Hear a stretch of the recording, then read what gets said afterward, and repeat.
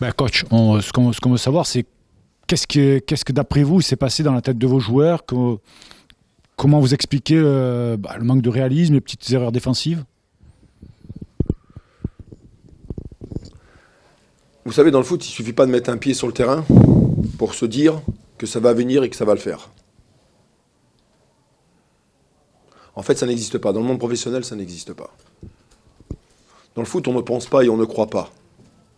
On fait, on travaille et on répète. Et quand vous faites au moins ces trois petites choses, qui sont le strict minimum dans le foot professionnel, là, éventuellement, peut-être, et pourquoi pas, on peut faire des choses. Alors après, on va m'expliquer toute forme de situation par rapport à ces fins de saison, la démobilisation des uns et des autres. La saison a été longue, la deuxième partie elle est longue, je le conçois, je l'entends, c'est vrai. Mais moi je suis un entraîneur dans un monde professionnel. Il y a des choses que je peux comprendre, parfois j'accepte des choses, parfois je ferme les yeux, mais il y en a d'autres, non. Et parfois ce soir, j'ai du mal à fermer les yeux. Mes yeux ils sont grands ouverts. Quelque part, vous avez l'impression que c'est pas comme ça que le Sporting va arriver à garder la 4e place. Non mais tout le monde est omnibulé par cette 4e place et on ne parle que de ça. Qui reste un objectif du moment. On va quand même pas oublier l'essentiel, on a gagné. Il ne faut jamais banaliser des victoires.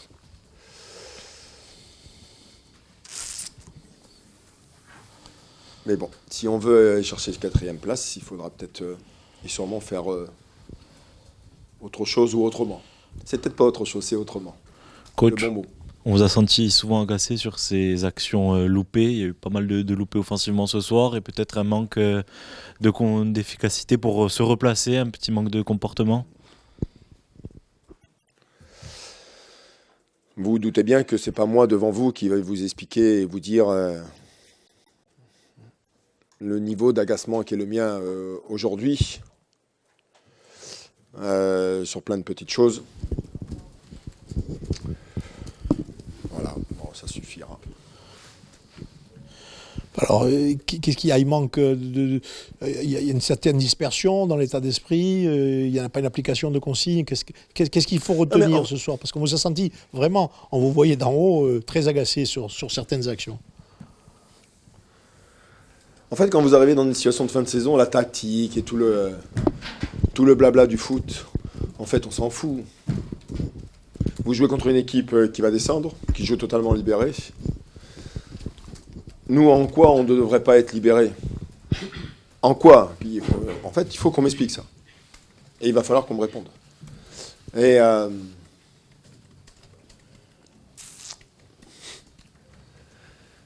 je vais pas faire une thèse là-dessus. En fait, c'est trop compliqué, trop complexe à expliquer.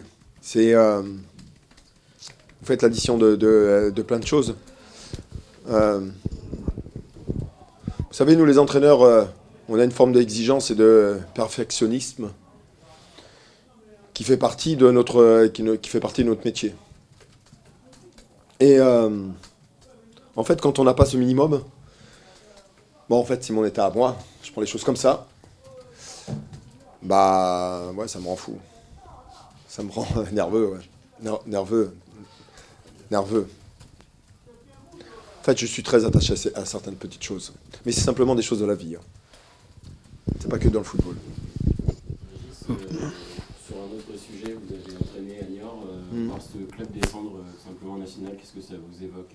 Alors, c'est pas vous le responsable sur ce match, mais voilà, c'est forcément un historique. Oui. Vous savez, quand vous avez entraîné un club et la situation de ce club qui va descendre en national, c'est toujours une tristesse, mais quels que soient les clubs, de descendre, c'est jamais très agréable. Après, les raisons, les circonstances, en fait, c'est pas mon problème. Aussi, c'est pas que je m'en fous, parce que je suis passé par là-bas et je connais ce club. Mais c'est toujours triste quand un club descend. Parce qu'on connaît la difficulté de revenir dans le monde professionnel. Coach, pour revenir à votre colère froide, vous pensez que les joueurs ne prennent pas conscience de la chance qu'ils ont aujourd'hui d'être quatrième, d'être bien placés quand on voit par exemple l'équipe de Niort qui joue libéré quand même? C'est ça qui vous agace peut-être? C'est ce comportement, le fait qu'ils n'ont pas pris conscience de la chance qu'ils ont aussi aujourd'hui? Moi, je pense qu'ils ont conscience des choses. Mais entre la conscience et l'acte, ou la vérité, il y a parfois un monde. Dire aujourd'hui, tout le monde se permet de dire tout et n'importe quoi, et tout le monde a un avis sur tous les sujets. Malheureusement, c'est la vie qui est comme ça aujourd'hui. On en donne la possibilité. Mais moi, je considère que quand vous avez la chance d'être acteur des choses, d'avoir votre destin quelque part, et c'est pas un destin, mais d'avoir la possibilité de faire le choix que vous voulez, et que vous ne prenez pas ça, en fait, j'ai du mal à le comprendre. J'ai du mal à le comprendre. Je ne le comprends pas, en fait. Je ne comprends pas. Qu'est-ce qui se passe dans la tête des gens? Qu'est-ce qui se passe?